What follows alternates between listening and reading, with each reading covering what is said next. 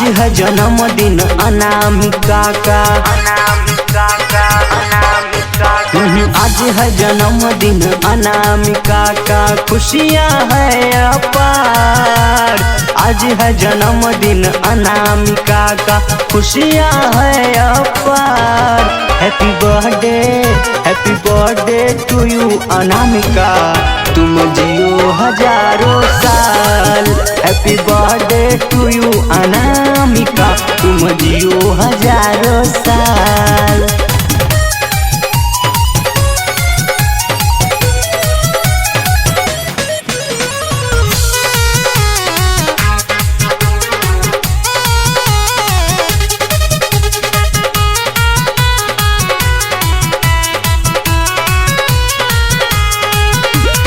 जीवन में सफलता पाओ, जो भी करो काम।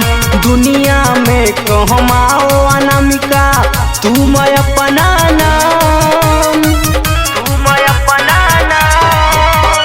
जीवन में सफलता पाओ, जो भी करो काम। दुनिया में कहमाओ अनामिका, तुम अपना नाम।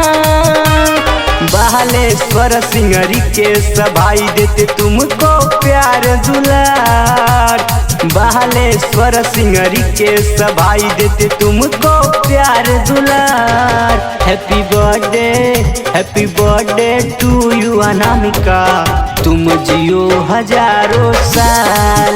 Happy birthday to you Anamika, तुम जियो हजारों साल। आज है जन्मदिन अनामिका का, खुशियाँ है अपार।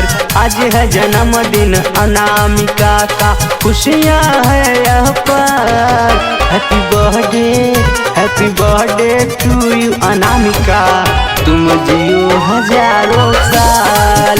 Happy birthday to you Anamika, तुम जियो हजारों साल।